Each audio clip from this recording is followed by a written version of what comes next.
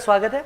Business trust के concept के ऊपर है। This is one of the mode of investment by an individual और the other person into a business trust. Business trust mainly दो प्रकार के हैं, पहला रीट और दूसरा इनविट। यानी ऑब्जेक्टिव इस फंड का यही है कि दो सेक्टर को प्रमोट करना है, एक तो इंफ्रास्ट्रक्चर, दूसरा रियल एस्टेट। ये दो ही चीजों को क्या करना है, प्रमोट करना है। ठीक है, ये पूरा चैप्टर खत्म हो जाएगा अगर आप सिर्फ ये डायग्राम देख ले तो। ये पूरा चैप्टर ही खत्म है अगर सिर्फ ये डायग्राम देख ले तो। पर ये डायग्राम पूरा आपको तब समझ में आएगा जब आप पूरा चैप्टर पढ़ लोगे। बराबर है। इन शॉर्ट अभी देखिए, कोई एक अगर इन्वेस्टर है, इन्वेस्टर क्या करता है, बिजनेस ट्रस्ट में इन्वेस्ट करता है। बराबर है, इधर समझना। इन्वेस्टर क्या करता है, बिजनेस ट्रस्ट में इन्वेस्ट करता है। बिजनेस ट्रस्ट कितने प्रकार के हैं, दो प्रकार के हैं, रीट और इनविट। बराबर है। ये बिजनेस ट्रस्ट क्या करता है, इन्वेस्ट करता है किसी ना किसी एसपीवी में। एसपीवी का मतलब होता है स्पेशल पर्पस व्हीकल, मतलब जिसमें बिजनेस ट्रस्ट अपना पैसा लगाता है। या तो ये रियल एस्टेट कंपनी हो सकती है, या तो ये कोई इंफ्रास्ट्रक्चर इन्वेस्टमेंट कंपनी हो सकती है, या फिर खुद होकर के ही इन्होंने क्या किया है, उसमें इन्वेस्ट किया है। जैसे कई बार बड़े बड़े मॉल्स बनते हैं, राइट, तो पूरा पैसा ही बिजनेस ट्रस्ट लगा देता है मॉल बनाने में। तो ऐसी भी चीजें होती है। यस, सो वो खुद होके भी इन्वेस्ट कर सकते हैं या किसी एसपीवी में भी इन्वेस्ट कर सकते हैं। आइए एक एक चीजों को तोड़ते हैं। बिजनेस ट्रस्ट क्या ये डिफाइंड है? यस, सेक्शन 2 सबसेक्शन 13A के अंदर में बिजनेस ट्रस्ट डिफाइंड है, to be inclusive of two thing, infrastructure investment trust and real estate investment trust. Earlier जब ये लॉ लाया गया था तो बिजनेस ट्रस्ट को लिस्टेड होना जरूरी था। From 2020 if I am not wrong, 2020 के बाद ये प्रोविजंस हटा दी गई और अब रीट और इनविट को लिस्टेड होने की जरूरत नहीं है। Yes, business trust means a trust registered as an InvIT और रीट, जिसका फुल फॉर्म है इंफ्रास्ट्रक्चर इन्वेस्टमेंट ट्रस्ट या real estate investment trust. Hereinafter will called as REIT और InvIT. Yes, the trust would raise capital by way of issue of units. Trust क्या करेगा, units issue करेगा।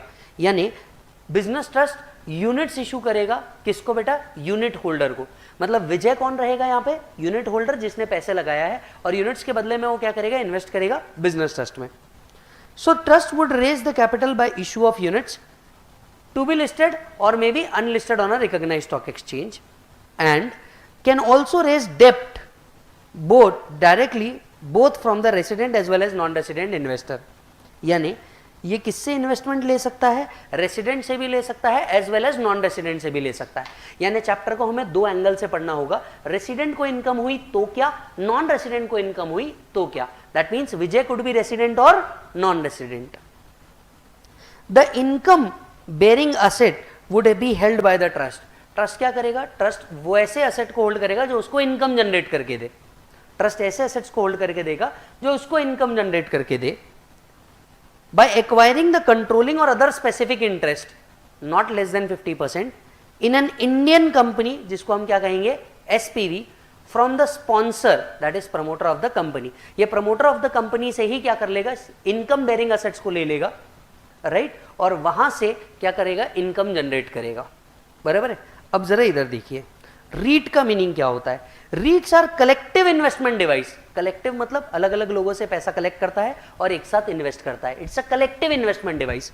रीट्स are collective investment device that invest in income producing real estate. ये कहां investment, income producing real estate, मतलब rental income से income आ जाए, income producing real estate, या फिर मॉल के अंदर में पैसा लगा दे, जो कंपनी मॉल बना रही है उसके अंदर में पैसा लगा दे और वहां से may be interest loan form में दिया होगा तो, या फिर डिविडेंड फॉर्म में अगर इक्विटी में इन्वेस्ट किया होगा तो। Yes, income producing real estate mostly rental property such as offices, shopping malls, health care unit, warehouse and so on. InvIT are collective investment devices that invest in the income producing infrastructure project. Yes, अब जैसे अगर आपके देखेंगे road, bridge, dam, canal, port, airport बनते हैं, इनके ऊपर क्या होता है, बहुत बड़ा इन्वेस्टमेंट लगता है। ये इन्वेस्टमेंट कौन करता है, इन्विट्स कर देता है। यस, चलिए एसपीवी मतलब क्या होता है। SPV means an Indian company in which business trust hold controlling interest 50% और मोर। यहां पे मोर देन 50 लिखा है बट इसका एक्चुअल मीनिंग है 50% और more. Yes, and any specific percentage of holding or interest as may be required by the regulations under which such trust is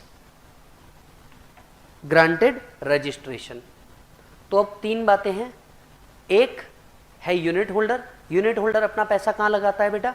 business trust में, और बिजनेस ट्रस्ट जैसे क्या करता है, किसी ना किसी एसपीवी में इन्वेस्ट करता है या इनकम जनरेटिंग असेट में डायरेक्टली इन्वेस्ट कर देता है। बराबर है? चलिए अब एक एक बात करते हैं। सबसे पहले एसपीवी टू बिजनेस ट्रस्ट समझते हैं क्या क्या आता है। एसपीवी टू बिजनेस ट्रस्ट क्या क्या आता है? एसपीवी से मेजरली क्या आ सकता है? इंटरेस्ट आ सकता है। हो सकता है बिजनेस ट्रस्ट ने लोन के फॉर्म में पैसा दिया हो एसपीवी को और इसके बदले में इन्हें क्या मिल सकता है? इंटरेस्ट मिल सकता है। हो सकता है एसपीवी के बॉन्ड या डिबेंचर में पैसा लगाया हो जिसके तहत क्या आ सकता है? इंटरेस्ट इनकम आ सकता है। ये एक तरीका हो गया इनकम जनरेशन का। दूसरा तरीका क्या है? हो सकता है इनकी इक्विटी होल्ड कर ले तो डिविडेंड इनकम जनरेट हो सकता है। बराबर है? तीसरा, अगर ये रीट है तो रेंटल इनकम जनरेट हो सकता है। और चौथा, इनके शेयर्स बेच करके कैपिटल गेन अराइज हो सकता है। डोंट यू थिंक चार तरीके की इनकम जनरेट हो सकती है? Come on everybody. पहला क्या जनरेट हो सकता है? इंटरेस्ट इनकम जनरेट हो सकता है। दूसरा डिविडेंड इनकम जनरेट हो सकता है। तीसरा रेंटल इनकम जनरेट हो सकता है। रेंटल इनकम भी सिर्फ रीट को होगा, इनविट को नहीं, या इनविट को हो भी गया तो वो एग्जम्पशन में नहीं आता, राइट? और चौथा है कैपिटल गेन। आइए एक एक करके समझते हैं। इनकम टैक्स में एक सेक्शन इंसर्ट किया गया 1023 FC। बिजनेस ट्रस्ट जैसे मॉडल को प्रमोट करने के लिए कहा गया कि बिजनेस ट्रस्ट को जो इनकम आ रही है डिविडेंड से और इंटरेस्ट से, बिजनेस ट्रस्ट को जो इनकम आ रही है डिविडेंड से और इंटरेस्ट से, ये इनकम क्या है बेटा? एग्जम्प्ट। ये इनकम क्या है बेटा? एग्जम्प्ट, ताकि बिजनेस ट्रस्ट जैसे कॉन्सेप्ट और ज्यादा फ्लरिश हो। ठीक उसी तरीके से एक और सेक्शन जोड़ा गया 1023 FCA। क्या बेटा? FCA, जिसने कहा रेंटल इनकम भी क्या है? Exempt. In short, interest, dividend, rental income पूरी की पूरी क्या है? एग्जम्प्ट। अब क्या बचता? Capital gain. कैपिटल गेन को टैक्स रखा है। कैपिटल गेन को क्या रखा है? टैक्स रखा है। चेक कीजिएगा, अगर एसपीवी से इंटरेस्ट इनकम जाती है बिजनेस ट्रस्ट को, this is exempt under section 1023 FC। अगर एसपीवी से डिविडेंड इनकम जाती है, आप देखिए कलर अलग अलग करे हुए हैं, बराबर है? इससे आप आइडेंटिफाई कर सकते हैं कौन सी इनकम। ये अगर डिविडेंड इनकम जाती है, डिविडेंड इनकम भी क्या है? एग्जम्प्ट। रीट को रेंटल इनकम हो सकती है, rental income is also exempt under section 1023 FCA। बराबर है? आ जाओ, सबसे पहले 1023 FC पढ़ते हैं। Following income of business trust is exempt which is earned by way of interest और dividend from SPV. So interest और डिविडेंड इनकम जो आ रही है किसको बेटा? बिजनेस ट्रस्ट को। ये क्या है? पूरी की पूरी एग्जम्प्ट है। अब मैं आपसे एक सवाल पूछना चाहूंगा, जब एसपीवी इंटरेस्ट या डिविडेंड देते रहेंगे बिजनेस ट्रस्ट को, बिजनेस ट्रस्ट के हाथ में ये एग्जम्प्ट है, बिजनेस ट्रस्ट के हाथ में क्या है बेटा? ये एग्जम्प्ट, तो इनको टीडीएस करने की जरूरत है क्या? क्या मैं ऐसा कह सकता हूं फिर ऐसे अमाउंट पे there will be no TDS by SPV? जब सामने वाले के हाथ में इनकम टैक्सेबल ही नहीं है तो फिर टीडीएस का कॉन्सेप्ट एप्लीकेबल ही नहीं होता। हेंस व्हाटएवर इंटरेस्ट और डिविडेंड इज पेड, और for that matter whatever rental is paid, payer will not be liable to deduct TDS, everybody। क्योंकि सामने वाले रिसीवर के हाथ में ही जब वो एग्जम्प्ट है तो फिर सवाल उठता नहीं टीडीएस का। हालांकि बिजनेस ट्रस्ट को क्या आ सकता है? टैक्स जरूर आ सकता है। बिजनेस ट्रस्ट को क्या आ सकता है? टैक्स जरूर आ सकता है upon sale of shares of SPV. जब भी एसपीवी के शेयर्स वो डाइल्यूट करेंगे, इस पे कैपिटल गेन आ सकता है। Yes, capital gain long term nature का हुआ तो 20% टैक्स रेट बिल्कुल जो एप्लीकेबल होता है। शॉर्ट टर्म हुआ तो 15% टैक्स रेट 111A के अंदर का होगा तो यस। और बाकी सारी अदर इनकम पे एमएमआर लगता है। एमएमआर मुझे कुछ याद नहीं आ रहा, 42.744%। इसके अलावा जो भी अदर रही इनकम रही उस पर एमएमआर। आपके मन में जो एक सवाल आ रहा है 112A का क्या? बराबर है? 10% बियॉन्ड 1 लाख। नेक्स्ट पेज पे लिखा है, यहां पे है। आप चाहें तो चार्ट में उसको एक्सटेंड कर सकते हैं, अपनी मर्जी। अपन चाहें चार्ट में एक्सटेंड कर दें। Long term capital gain under section 112A beyond 1 lakh कितना परसेंट आएगा बेटा? 10%।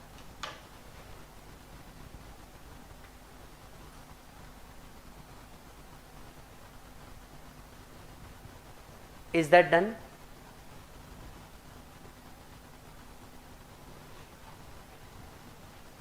बराबर? सो वापस से बताओ, एसपीवी से 4 तरीके की इनकम जनरेट हो सकती है। पहला रेंटल इनकम, दूसरा डिविडेंड इनकम, तीसरा इंटरेस्ट इनकम। तीनों भी क्या है? एग्जाम। हाँ, सिक्योरिटीज डाइल्यूट करने पे कैपिटल गेन आएगा which will be chargeable to special rate. Game over. Yes, इधर आइए नीचे 1023 FCA, any income of REIT by way of renting और लीजिंग, चाहे रेंटल से आए या लीजिंग से आए या लेटिंग आउट से आए, any real estate owned directly by such business trust shall be exam. जो हमने डायरेक्टली रेंटल इनकम जनरेट करना है रीट ने, ये पूरा का पूरा एग्जाम्ड है। Rental income of infrastructure investment trust is not exam, क्योंकि उनका ये काम ही नहीं है। ये काम किसका था? रीट का। इनविट का ये काम ही नहीं है, फिर भी इनकम जनरेट किया, टैक्सेबल हो जाएगा। Yes, section 115 UA, mark this section as important. Any income distributed, अच्छा एक मिनट छोड़ दीजिए हाल फिलहाल में। नेक्स्ट, अगर आपको याद हो तो हम एक चैप्टर पढ़ के आए थे रिटर्न, जिसमें 139(4)E लिखा था, business trust has mandatorily to file return of income, चाहे इनकम आए चाहे लॉस आए। So every business trust shall furnish the return of income or loss in every previous year within the due date under 139(1). Return भरना क्या हो गया इनके लिए? मैंडेटरी। Is that done? चलिए, तो बिजनेस ट्रस्ट का तो हमको समझ में आ गया कि भैया इनकम कितनी आएगी और किस रेट से टैक्सेबल हो जाएगी, बराबर है। अब आते हैं किसके ऊपर? एसपीवी के ऊपर। एसपीवी भी तो इनकम जनरेट कर रही है। अब एसपीवी टेक्निकली क्या कर रहा होगा? बिजनेस ही कर रहा होगा इस पैसे से, यानी इनकी इनकम क्या होगी? टैक्सेबल होगी। टैक्स रेट क्या होगा? Normal tax rate. This will be इधर अ कंपनी, ये तो कंपनी ही रहेगी, तो इस पे जो नॉर्मल टैक्स रेट कंपनीज को एप्लीकेबल है, वही नॉर्मल टैक्स रेट इनके ऊपर एप्लीकेबल हो जाएगा। So SPV tax payable as per the normal rate. SPV का जो इनकम हो वो नॉर्मल रेट पे जाएगा, जो भी वो असेसी है उस हिसाब से एप्लीकेबल हो जाएगा। यही चीज आपको एसपीवी में भी देखने को मिल जाएगी। एसपीवी में आई है, SPV means an Indian company in which business trust hold controlling interest of any specific percentage, presently 50 or more. Income of SPV shall be computed in normal manner. SPV का जो income होगा, जैसे 5 head में income compute किया जाता है, ठीक उसी तरीके से क्या किया जाएगा? कंप्यूट किया जाएगा। If SPV paid the tax as per normal provisions of income tax and not opted for 115 BAA, SPV कौन होता है? कंपनी होता है। Company can opt for special rate of tax 115 BAA BAB। अगर मान लीजिए एसपीवी ने नॉर्मल रेट ऑफ टैक्स भरा 25%, 30%, 115 BAA ऑप्ट नहीं किया, the dividend from SPV shall be exempt in the hands of business trust and in the hands of unit holder as well. ध्यान से सुनिए, इधर देखिए, एसपीवी ने बिजनेस ट्रस्ट को जो डिविडेंड दिया, ये तो वैसे भी एग्जम्प्ट हो जाता है, बट बिजनेस ट्रस्ट जो यूनिट होल्डर को डिविडेंड देता है ये टैक्सेबल होता है। हालांकि ये डिविडेंड भी क्या हो जाएगा? एग्जम्प्ट हो जाएगा। ये डिविडेंड भी क्या हो जाएगा? एग्जम्प्ट हो जाएगा, अगर एसपीवी ने नॉर्मल रेट से टैक्स भरा तो। आई रिपीट अगेन, एसपीवी ने बिजनेस ट्रस्ट को दिया, टोटली एग्जम्प्ट। बिजनेस ट्रस्ट ने उठा करके ये इनकम यूनिट होल्डर को डिस्ट्रीब्यूट कर दिया। बिजनेस ट्रस्ट जब यूनिट होल्डर को डिविडेंड देता है, ये डिविडेंड टैक्सेबल होता है। हालांकि ये भी एग्जम्प्ट हो जाएगा, ये भी क्या हो जाएगा? एग्जम्प्ट हो जाएगा, अगर एसपीवी ने टैक्स नॉर्मल रेट से भरा, स्पेशल रेट को ऑप्ट नहीं किया तो। Are you getting my point? और यही चीज यहां लिखी है, वापस से इस लाइन को पढ़िए। If SPV pay the tax as per the normal provision, not opting for 115 BAA, then dividend from SPV is exempt in the hands of business trust. ये तो हम 1023 FC में ही पढ़ के आ गए। And also in the hands of unit holder 1023 FD। Unit holder के लिए एक और नया सेक्शन लेकर के आए 1023 FD, कि अगर एसपीवी नॉर्मल रेट से टैक्स भर रहा है तो यूनिट होल्डर के हाथ में भी वो डिविडेंड क्या हो जाएगा? एग्जम्प्ट। गेटिंग माय पॉइंट मालिक? अब एसपीवी 3 तरह की इनकम देता है, इंटरेस्ट, डिविडेंड और रेंट। सिंस तीनों एग्जम्प्ट है तो इसके ऊपर क्या नहीं आता? टीडीएस नहीं आता। अगले 3 सेक्शन उसी के। सेक्शन 194 ये बात करता है इंटरेस्ट, टीडीएस ऑन इंटरेस्ट, पर बिजनेस ट्रस्ट को अगर इंटरेस्ट दिया जा रहा है तो no TDS. No TDS shall be deducted when SPV paid interest to business trust. दूसरा है रेंटल इनकम। रेंटल इनकम पे टीडीएस करने के लिए आता है सेक्शन 194I, जो कहता है रेंट अगर बिजनेस ट्रस्ट को जा रहा है तो टीडीएस करने की जरूरत नहीं। No TDS when rent is paid to a business trust own directly by such business trust. तीसरा, डिविडेंड। डिविडेंड अगर 5000 से ऊपर रहे तो टीडीएस आता है सेक्शन 194 में, टीडीएस आता है अंडर सेक्शन 194 में। डिविडेंड अगर बिजनेस ट्रस्ट को जा रहा है तो बिजनेस ट्रस्ट के हाथ में तो एग्जम्प्ट है, no TDS. No TDS when dividend is paid to business trust. मजा आया? यहां तक के पूरा क्लैरिटी है, मजेदार टॉपिक है, लिंक टॉपिक है। वापस से देखो, मुझे बताओ अब ये चार्ट समझ आ रहा है क्या तुमको? ये वाला पार्ट, अभी हमने ये वाला पार्ट नहीं पढ़ा, इस चार्ट को इधर से पढ़ना चालू करना पड़ता है। ध्यान से सुनिए, रिवीजन नंबर 5, एसपीवी जब बिजनेस ट्रस्ट को इंटरेस्ट देता है एग्जम्प्ट, नो टीडीएस।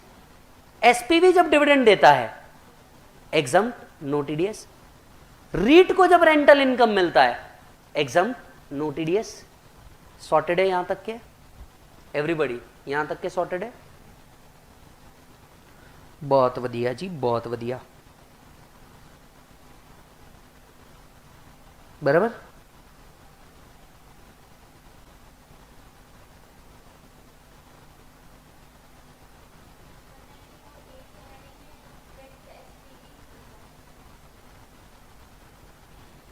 मैंने एसपीवी पेज है, मैंने एसपीवी पेज है, पेड टू एसपीवी नहीं है। नहीं नहीं नहीं, पेड बाय होना चाहिए वो।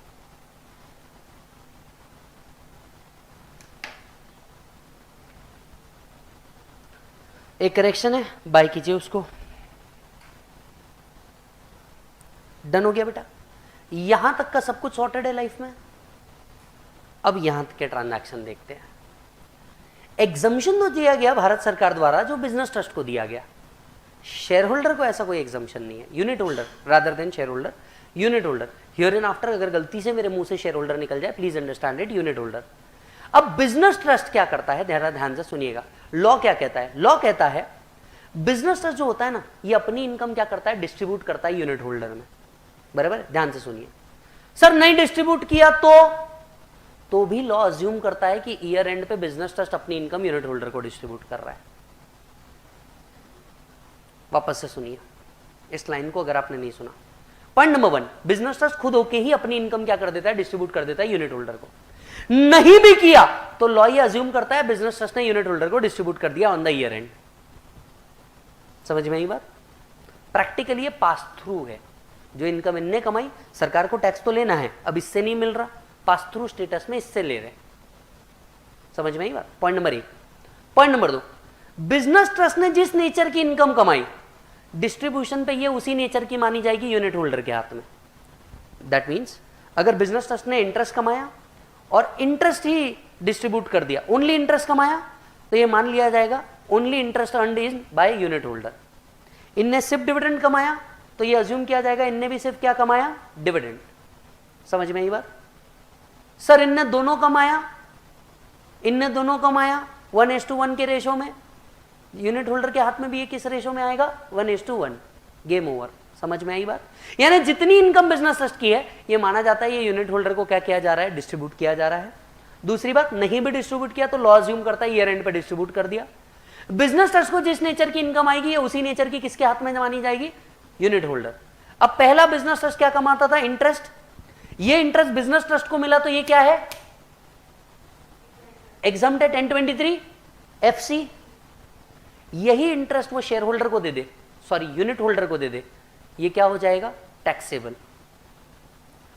डिविडेंड इनकम बिजनेस ट्रस्ट ने कमाया, एग्जम्प्ट 1023 एफसी, यही डिविडेंड वो यूनिट होल्डर को दे दे, taxable. Rental income business trust ने कमाया, एग्जम्प्ट 1023 एफसी है, यही उठा करके वो यूनिट होल्डर को दे दे, टैक्सेबल। भाई सुनो ना, इधर के 3 रास्ते एग्जम्प्ट, इधर के 3 रास्ते टैक्सेबल, और सीधे शब्दों में बोल नहीं सकता। समझ में आई बात? अब सिंस सोच के देखना मेरे भाई, बिजनेस ट्रस्ट जब यूनिट होल्डर को क्या दे रहा है, कोई इनकम दे रहा है जो यूनिट होल्डर के हाथ में टैक्सेबल है, अब बताओ बिजनेस ट्रस्ट टीडीएस डिडक्ट करेगा क्या? एवरीबॉडी यस और नो? तो business trust will have to deduct TDS, business trust TDS जरूर करेगा। जिसको मिल रहा है अगर उसके हाथ में टैक्सेबल है तो टीडीएस सवाल आता ही है। So whenever business trust makes any payment to unit holder, the provisions of TDS are applicable. But unit holder may be resident, may be non-resident. Unit holder may be resident or non-resident. Don't you think TDS rate will differ? Residents के लिए TDS rate different है, non residents के लिए TDS rate different है, and TDS rate differ जरूर करेगा. Are you getting my point? Because unit holder में भी रेसिडेंट और non resident. So whenever business trust give income in the nature of interest, dividend, rental income, yes, in this particular case TDS rate will be applicable. TDS will be applicable, but TDS rate will be different because TDS for residents are at different rate, whereas TDS for non-residents are at different rate. Are you getting my point? चलिए 194 LBA. एक minute, सिर्फ मेरा link टूट जाएगा, सिर्फ एक minute, आपका सवाल लेता हूं, लिख के रखिए, मैं सवाल लेता हूं. Section 194 LBA, market as important, market as important. अच्छा, कुछ सेक्शन टीडीएस के हम यहां ले रहे हैं, हम इसको वापस टीडीएस में रिपीट नहीं करेंगे. समझ आ रही है बात? Otherwise it will be a repetition of the same thing. तो यही सेक्शंस वापस टीडीएस में रिपीट नहीं होंगे. तो हो सकता है जब आप मॉड्यूल देखो, या हो सकता है कोई अदर रेफरेंस बुक देखने की कभी इच्छा हो जाए, टाइम बच जाए, तुम जिंदा भी रहो तो हो सकता है वहां पे ये सेक्शन दिखे और अपने बुक में दिखे ना, and you will be like, हो सर ने पढ़ा है नहीं. फिर तुम मेरे को मैसेज करोगे, sir why this section is not covered. फिर मैं बोलूंगा Zandu balm Kesari Jeevan, go on this topic and check. फिर तुम बोलोगे, ओ सर सॉरी मेरे ध्यान से निकल गया था. ऐसा हर बार होता है, इसलिए पता है. ठीक है. Interest, dividend and rental income, ये तीन ही चीज है जो बिजनेस ट्रस्ट किसको दे रहा है, दे रहा है. सो interest, dividend and rental income paid by business trust to its unit holder shall at the time of credit or payment whichever is earlier declared TDS as under. अगर ये नॉन रेसिडेंट को दिया जा रहा है इंटरेस्ट पे 5% और dividend pay 10%, others को दिया जा रहा है, मतलब रेसिडेंट हो गया, रेसिडेंट के लिए कितना परसेंट बेटा, 10%. यस. अगर इंटरेस्ट दिया जा रहा है 5% इज द टीडीएस रेट, अगर ये नॉन रेसिडेंट को दिया जा रहा है तो. यही अगर नॉन रेसिडेंट को उठा के आपने डिविडेंड दे दिया, 10% is the TDS rate. Non resident को कोई अदर इनकम दे दी, सॉरी, अगर रेसिडेंट को पेमेंट कर दिया 10%, चाहे ये इंटरेस्ट हो या डिविडेंड हो. समझ में आ रही बात? तीसरी इनकम थी रेंटल इनकम डिस्ट्रीब्यूट कर सकता है. Where business trust distribute rental income, अगर वो रेंटल इनकम डिस्ट्रीब्यूट कर रहे हैं नॉन रेसिडेंट फॉरेन कंपनी को, तो टीडीएस का रेट 195 के हिसाब से होगा. अदर्स को कर रहे हो 10%. सीधे शब्दों में रेसिडेंट्स के लिए टीडीएस का रेट है 10%, non resident and foreign companies के लिए अलग अलग है. इंटरेस्ट इनकम होगा तो 5%, डिविडेंड इनकम होगा तो 10%, रेंटल इनकम होगा तो 195 के हिसाब से. Are you getting my point? वापस से रिपीट कीजिए. बिजनेस ट्रस्ट, वापस से इधर आइए. बिजनेस ट्रस्ट क्या करेगा, जब यूनिट होल्डर को पेमेंट करता रहेगा इन the nature of interest, dividend और रेंटल इनकम, ये तीनों भी किसके हाथ में टैक्सेबल है, यूनिट होल्डर के हाथ में टैक्सेबल है. सिंस यूनिट होल्डर के हाथ में टैक्सेबल है तो business trust has to deduct TDS. Unit holder में भी रेसिडेंट और नॉन रेसिडेंट. अब ऐसे केसेस में सेक्शन 194 LB कहता है कि यही आप नॉन रेसिडेंट और फॉरेन कंपनी को दे रहे हो, ध्यान से सुनना, इंटरेस्ट दे रहे हो 5%, डिविडेंड दे रहे हो 10%, रेंटल इनकम दे रहे हो, बोलो कितना, अंडर सेक्शन 195.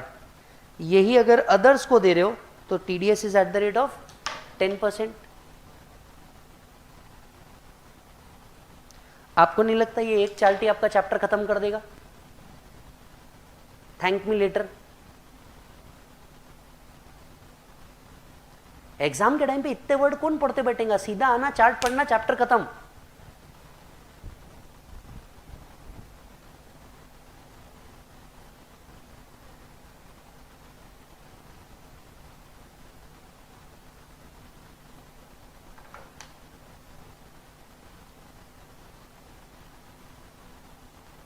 Everybody,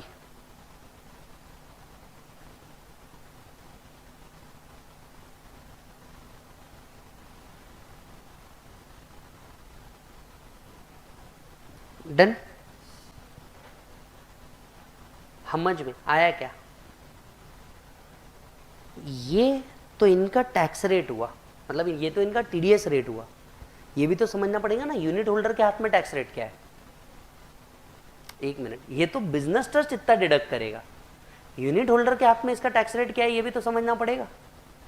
आइए ऊपर का सेक्शन 115 यूए ये बताता है किसके हाथ में टैक्स रेट क्या रहेगा। Any income distributed by business trust to its unit holder shall deem to be of the same nature, क्या बोल रहा है, समझ रहा है क्या? Shall deem to be of the same nature and in same proportion in the hands of unit holder as it has been received or accrued to the business trust. वो या सेम नेचर की मानी जाएगी। Tax rate for business trust on other income, business trust का tax rate हम पढ़ चुके हैं। शॉर्ट टर्म पे 15 जो 111 ए के अंदर आ रहा होगा, 112 के अंदर में आ रहा होगा तो 20, 112 ए के अंदर में आ रहा होगा तो बियॉन्ड 1 लाख 10%, बाकी सारी अदर इनकम MMR, याद है आपको, वही चीज वहां लिखी है, खत्म। Any person responsible for distribution of income on behalf of business trust और to a unitholder shall furnish a statement to unit holder on 30th June and the prescribed authority before 30th November in such form as may be prescribed. क्या है जरा समझिए, या तो business trust income distribute कर दे या तो law ये डीम कर देगा कि डिस्ट्रीब्यूट हो गया। अग्रीड? अब कैसे पता चलेगा यूनिट होल्डर को कि बिजनेस ट्रस्ट ने कितना कमाया है? You understand my question pretty well. All income earned by a business trust is deemed to be the income earned by unit holder. Either they distribute or it is deemed to be distributed at the year end. But how a unit holder will come to a conclusion कि कितना income उनने कमाया और किस proportion में कमाया? मान लीजिए बिजनेस ट्रस्ट ने 100 रुपए कमाया, तो यूनिट होल्डर को कैसे पता चलेगा कि 100 रुपए के अंदर में डिविडेंड कितना, इंटरेस्ट इनकम कितना? क्योंकि बिजनेस ट्रस्ट को भी तो अकॉर्डिंगली टीडीएस डिडक्ट करना पड़ेगा ना एवरीबॉडी। सो कैसे पता चलेगा? इसके लिए बिजनेस ट्रस्ट क्या करता है, एक स्टेटमेंट निकालता है। बिजनेस ट्रस्ट क्या करता है, हर साल मैंडेटरीली एक स्टेटमेंट निकालता है। 30 जून को यह स्टेटमेंट यूनिट होल्डर को मिल जाता है। Every year 30 June of what, assessment year. Previous year में तो इनकम कमाओगे ना ऑब्वियसली, यस। 30 जून को मिल जाएगा। बहुत लॉजिकल नहीं लग रहा? 30 जून, 31 जुलाई को तो रिटर्न भरेगा, बराबर है, या फिर अक्टूबर में रिटर्न भरेगा। तो 30 जून तक के उनको क्या करना होता है, ये स्टेटमेंट रिलीज करना होता है। और इनकम टैक्स अथॉरिटी को 30 नवंबर को दिया जाता है। इनकम टैक्स अथॉरिटी को कब दिया जाता है? 30 नवंबर से पहले। प्रैक्टिकली स्पीकिंग जब ये स्टेटमेंट बनता है दोनों को एक साथ दे देते हैं। This is the practical situation. Still यहाँ पे 30 नवंबर लिखा है। ऑब्वियस ही बात है, अक्टूबर में आपका क्या खत्म होगा, रिटर्न फाइलिंग खत्म होगा। फॉर दैट मैटर जो टीपी वाले केसेस है वो नवंबर में आते हैं, तो मैक्सिमम बाय 30 नवंबर किसको देना होगा? प्रिस्क्राइब इनकम टैक्स अथॉरिटी को देना होगा। लॉजिक लग रहा है दोनों का? अच्छा, ये स्टेटमेंट क्यों दिया जा रहा है? स्टेटमेंट से पता चलेगा यूनिट होल्डर को कि कितनी इनकम कमाई है बिजनेस ट्रस्ट ने। और ये स्टेटमेंट मैंडेटरी है।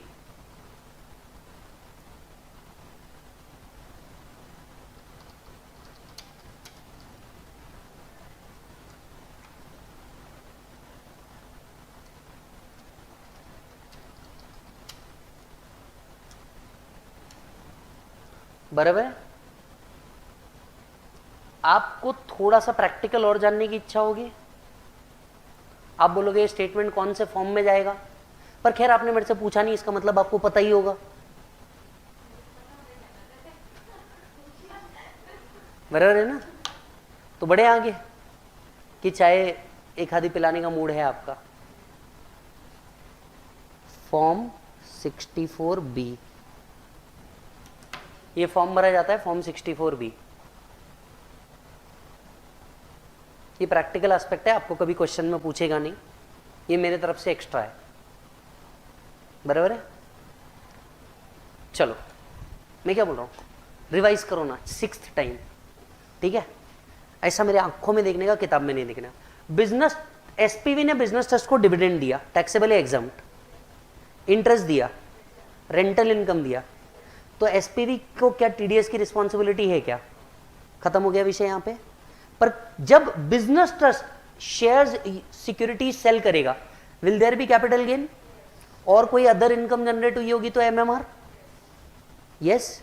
अब आते हैं, ये वाला पार्ट खत्म हो गया, अब आते हैं ये वाले पार्ट पे। बिजनेस ट्रस्ट ने डिविडेंड दिया यूनिट होल्डर को, तो इंटरेस्ट दिया, रेंटल इनकम दिया, पक्की बात है यूनिट होल्डर में भी रेसिडेंट और नॉन रेसिडेंट। सिंस सामने वाले के हाथ में टैक्सेबल है तो बिजनेस ट्रस्ट को टीडीएस डिडक्ट करने की दरकार है under section 194 LBA, yes.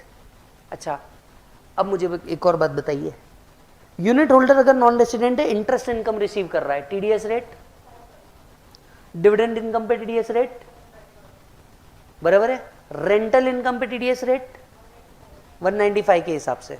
Sir 195 में क्या लिखा है, अभी आपका काम का नहीं है, एनआर टैक्सेशन में देखेंगे, अभी आपके काम का नहीं है वो। यही अगर रेसिडेंट को किया तो यहां तक के सॉर्टेड है मालिक, सब कुछ पक्का। अच्छा डिस्ट्रीब्यूट किया ही नहीं बिजनेस ट्रस्ट ने तो भी अज्यूम कर रहा है कि डिस्ट्रीब्यूट कर दिया, बराबर है। ऐसे केस में यूनिट होल्डर के हाथ में तो ईयर एंड पे टैक्सेबिलिटी आई जाएगी। आप मुझे एक और बात बताइए, कैसे पता चलेगा यूनिट होल्डर को कि कितनी इनकम आई है? स्टेटमेंट उसको कब मिलेगा? 30 जून ऑफ असेसमेंट ईयर को ये मिल जाएगा, बराबर है। वैसे आपको एक बात बताओ और फैक्ट, ये स्टेटमेंट निकाल करके कंपनी जो है ये उनको तो मेल करती है यूनिट होल्डर को, बट वो सीधा अपने वेबसाइट पे भी डाल देती पब्लिक डिक्लेरेशन बोल करके। इससे फायदा ये होता है कि अगर मान लीजिए किसी यूनिट होल्डर ने मेल चेक नहीं किया तो उसका चार्टर्ड अकाउंटेंट जाके कंपनी के वेबसाइट से क्या करता है, निकाल लेता है कि भैया ये इस प्रपोर्शन में आई है तो मेरे को इसको टैक्स करना होगा। Are you getting my point? मस्त चैप्टर है ना, पूरा टंग पे आ जाता दनादन ड्राइंग के चक्कर में। आप अभी समझ नहीं रहे हो, मजा तुम्हें बहुत आ रहा है पर तुम समझ नहीं रहे हो। तुम कितने सेक्शन पढ़े जा रहे हो ये समझ रहा है क्या तुमको? समझ रहा है तुम कितने सेक्शन पढ़े जा रहे हो? 1023 FC, 1023 FCA, 1023 FD, 194 LB, 115 UA, 5 section बाबा इलायची हो गए, खत्म। समझ आ रही है बात तुमको? और अभी तक हमने रजिस्टर में कुछ लिखा ही नहीं है, अब हम लिखेंगे, रुक जाओ बाकी है, टाइम है, रुको। Exemption to shareholder of SPV, provided that there will be no capital gain on any transfer of capital asset being shares of SPV to business trust in exchange of units allotted by that trust to his transferor। मुझे बिल्कुल नहीं समझ आया ये दोनों line, please explain करें।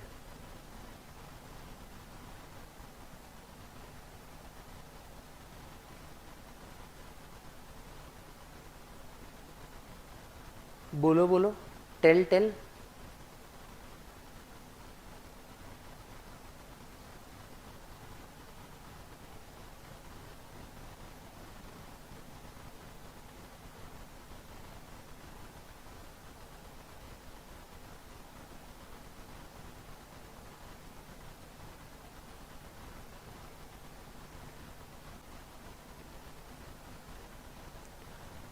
अब भी नहीं समझे?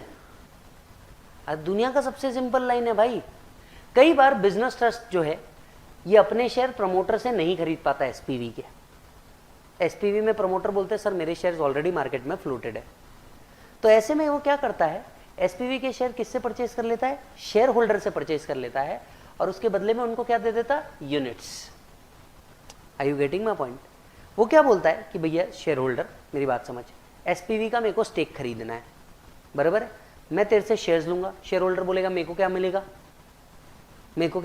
बिजनेस ट्रस्ट बोलता है मेरे यूनिट्स पकड़, मैं इससे इनकम जनरेट करूंगा। यस, तूने कंपनी के शेयर्स परचेज किया, हो सकता है कंपनी डिविडेंड दे ना दे, पर मैं तो मेजर इन्वेस्टर हूं, मेरे को तो मिलना ही मिलना है। तो कई बार क्या होता है, शेयर होल्डर के लिए एक स्कीम निकाली जाती है जब बिजनेस ट्रस्ट को बहुत बड़ा चंक खरीदना होता है और प्रमोटर से उतना बड़ा चंक 50% नहीं आ पाता, क्योंकि देखिए अगर एसपीवी में पैसा लगाना है तो 50% और मोर का क्राइटेरिया है। अब 50% मान लो प्रमोटर के पास ही नहीं है तो क्या करोगे? ऐसे केस में बिजनेस ट्रस्ट एक ओपन ऑफर निकालता है। कभी आपने लॉ में पढ़ा होगा ओपन ऑफर। ओपन ऑफर निकालता कि आप अपने शेयर दे दो, इसके बदले में क्या ले लो? यूनिट्स ले लो। अब अगर शेयर्स के बदले में यूनिट जा रहा है, don't you think it is an exchange? इस पे कैपिटल गेन टैक्स आना चाहिए था।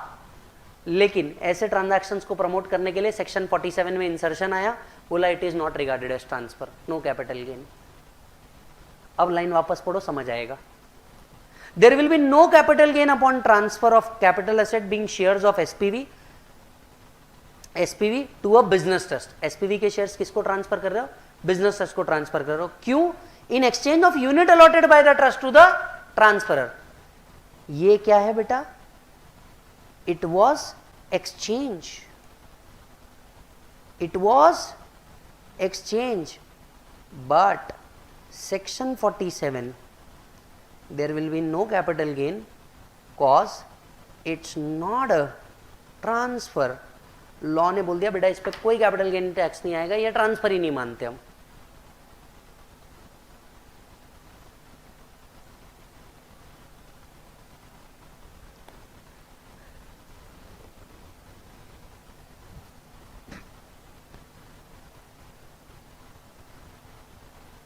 डन।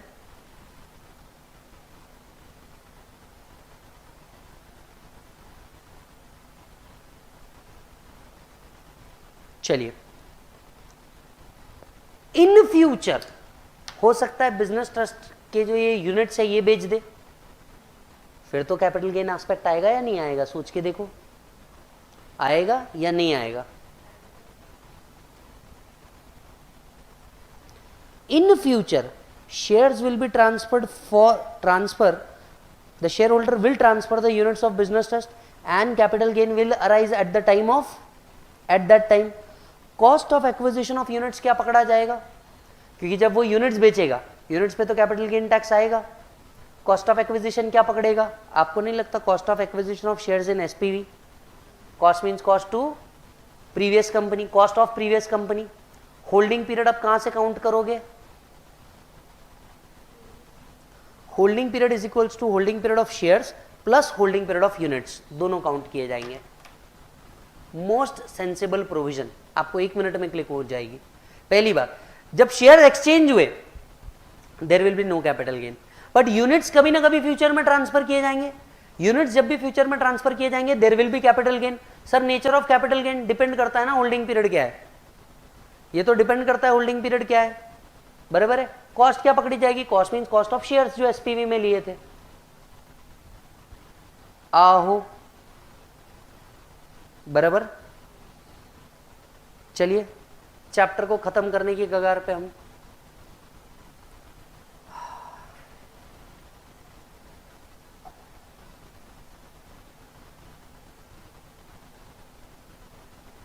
चार्ट में वापस आइए। If unit holder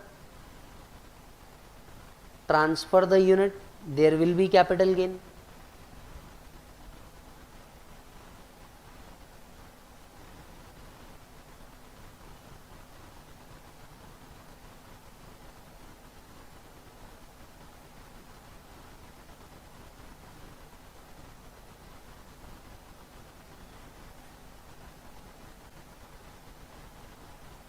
Done? Okay.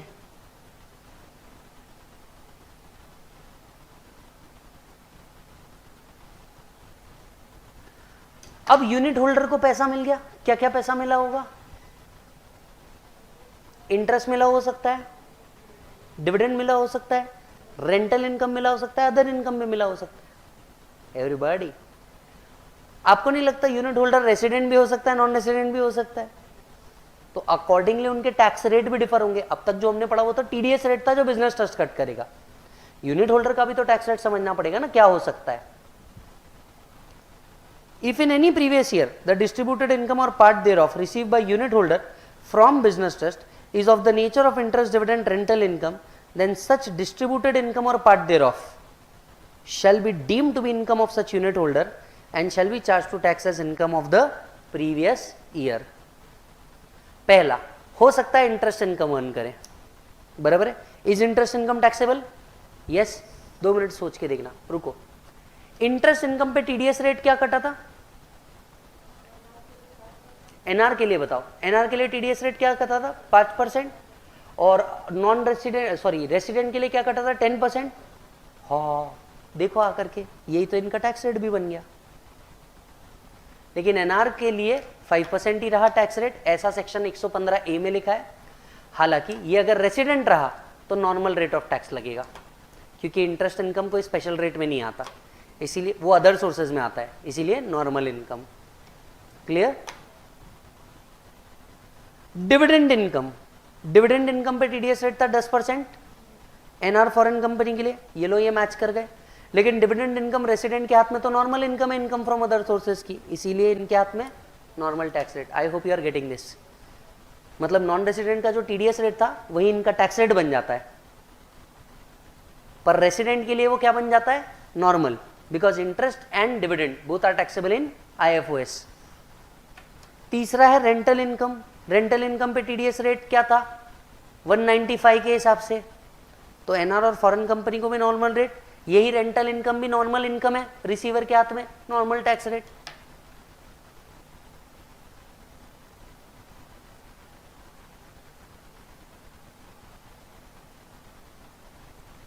Is that done? अब आते हैं कैपिटल गेन. मैं नहीं पढ़ रहा, आप ही पढ़ लो.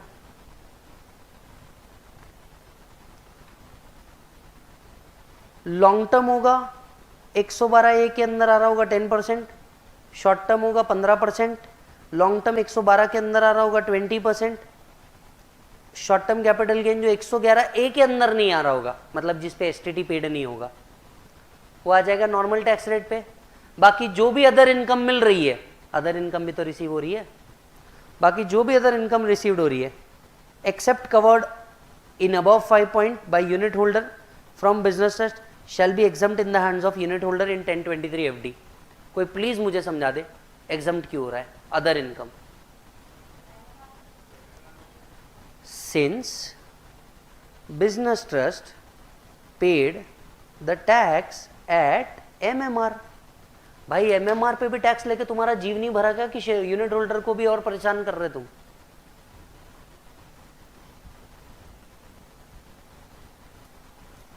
Very easy, bit confusing. It's a easy one, bit confusing. Reason behind confusion, there are a lot of things. Poha, period of holding of asset. Poha capital gain में समझेगा, बट पोहा का फुल फॉर्म अभी आप लिख के रखो. कैपिटल गेन से ना तुमको मोहब्बत हो जाएगी जैसे पीजीबीपी के प्रोविजन से हुई है. प्रॉब्लम से बात नहीं कर रहा हूं, प्रोविजन से. Period of holding of assets.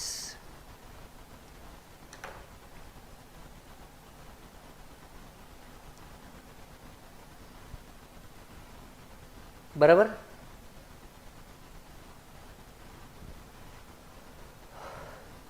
Chapter over. कितने चैप्टर खत्म हो गए बेटे? 3 चैप्टर खत्म हो गए.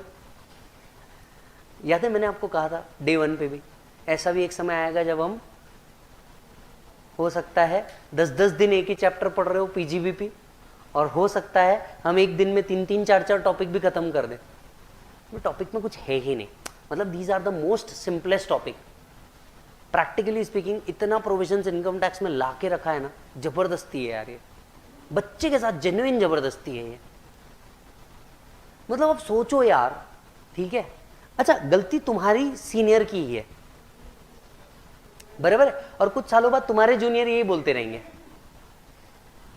गलती तुम्हारे सीनियर की है. गलती क्या थी? वो लॉ बनाते, तुम तोड़ते, फिर वो लॉ बनाते बेचारे, फिर तुम तोड़ देते, और जीवन इस तरह से संपन्न हो जाता. ये बुक धीरे धीरे धीरे धीरे बढ़ी जा रही है. तुम्हारा मॉड्यूल 1 जो जहां 350 पेजेस का आ रहा है, मैं कल ऐसे ही बैठ करके फाइनलाइज कर रहा था, तुम्हारा मॉड्यूल 2 भी अराउंड टेंटेटिवली 300 पेजेस का बन रहा है, और शायद मॉड्यूल 3 भी बन जाएगा. वो होगा इंटरनेशनल टैक्स, वो करीब 150-200 पेज का बनेगा, ऐसा मुझे लग रहा है अभी तक के। सर हम यही खत्म करते करते मर गए। डरो मत बच्चे, अभी तो बहुत सारे टॉपिक बाकी है ना। मैं तुमको टॉपिक बताऊं अभी क्या बाकी है? कैपिटल गेन बाकी है, डिडक्शन बाकी है, एग्जम्पशन बाकी है, बिजनेस ट्रस्ट बाकी है, यस, मैट एएमटी बाकी है, अभी तो मैट एएमटी बाकी है। टीडीएस तो इसी में आ गया, मैं दूसरे मॉड्यूल की बात कर रहा हूँ। Taxation of ULIP, taxation of virtual digital asset, agriculture income. Sir अब क्या मैं डरा रहे हो? हाँ, टैक्सेशन ऑफ लिक्विडेशन, और तो सारे टॉपिक भी याद नहीं आ रहे माँ कसम। इनकम फ्रॉम अदर सोर्सेज, 10 तो इधर ही हो गए। 10 को अगर एवरेजली 10 पेज भी पकड़ा, 100 तो इधर ही हो गए, बराबर। और कौन सा टॉपिक है तुमको? सेट ऑफ कैरी फॉरवर्ड है अभी तो, हाँ वो मैं कैसे भूल गया, सेट ऑफ कैरी फॉरवर्ड है। समझ रहे हो जीवन? देखो कितना अच्छा हो।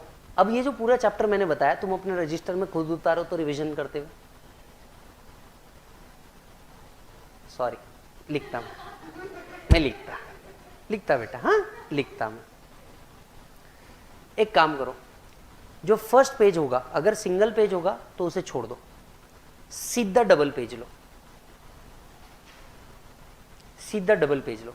आगे का कोई पेज छूट भी रहा होगा उसे छोड़ दो, मैं उसे यूज करवाऊंगा, अभी करवाऊंगा, उसे छोड़ दो। एक कंप्लीट चार्ट बनाते हैं।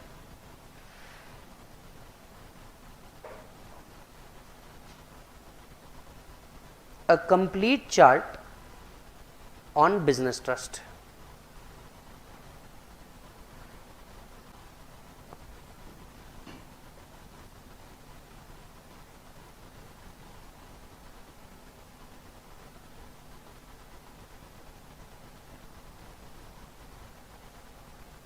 बराबर, यहां से आप मेरे साथ लेके आओ बिजनेस ट्रस्ट, बराबर है। यहां आप लेके आओ एसपीवी, और यहां आप लेके आओ, वो वैसे ही बनाना है। अगर वैसे याद हो गया तो वैसे बनाता हूं, नहीं तो एसपीवी इधर रख देता हूं। जल्दी बोलो, क्विक, वैसे वाले ही बनाए। तो फिर लेफ्ट साइड में थोड़ी सी जगह ज्यादा खाली छोड़ना यूनिट होल्डर का टैक्सेबिलिटी के लिए, ठीक है। Unit holder,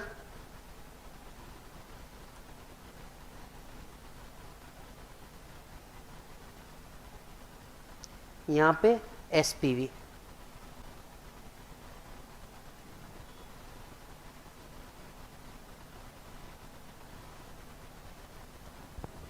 SPV business trust को 3 इनकम दे रहा है, 1,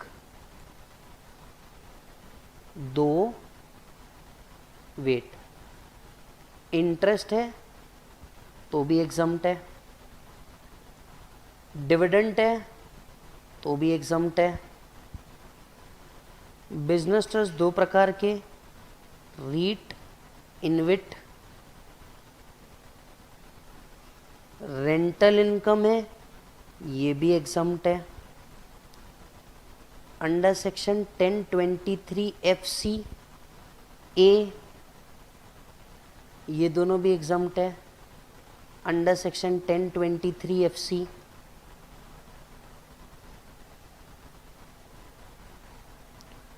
बिजनेस ट्रस्ट पे कैप गेन्स आएगा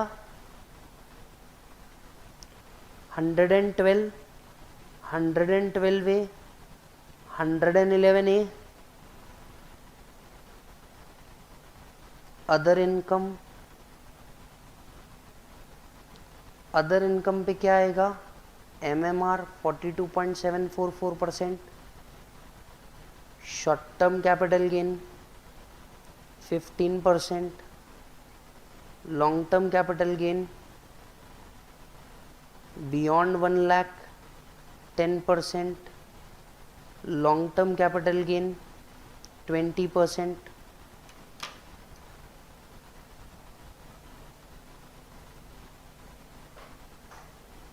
Further there will be no TDS by SPV. no TDS by payer,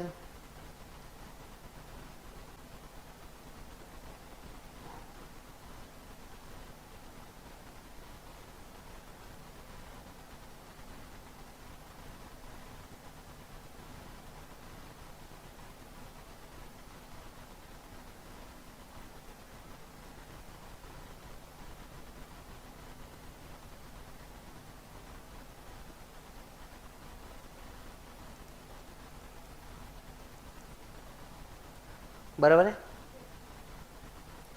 SPV is taxed at normal rate.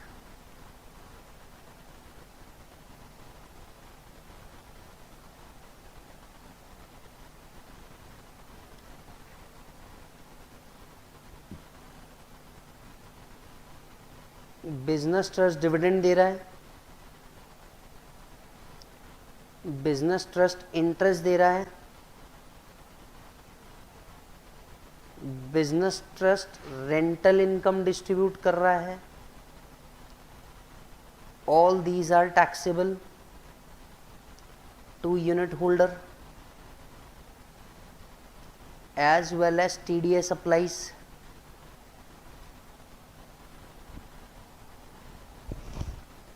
बराबर है.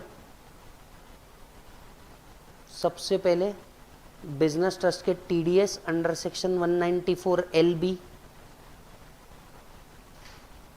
इंटरेस्ट, यही नॉन रेसिडेंट फॉरेन कंपनी पे 5%, dividend 10%,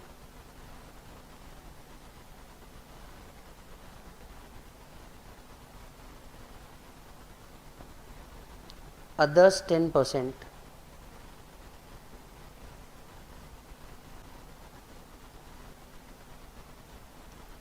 Dividend, NR foreign company 10%,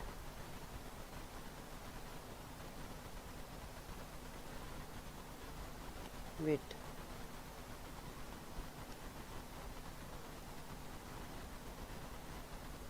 rental, NR foreign company under section 195, others 10%. Tax rate to unit holder, अगर interest receive किया NR foreign company होगा तो 5%, other होगा तो नॉर्मल रेट.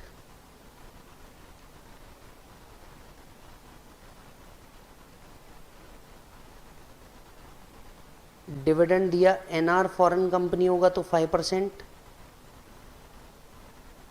अदर होगा तो normal rate.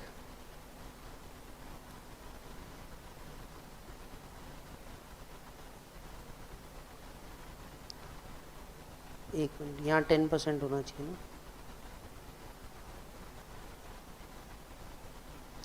NR foreign company होगा तो भी नॉर्मल रेट, अदर होगा तो भी नॉर्मल रेट.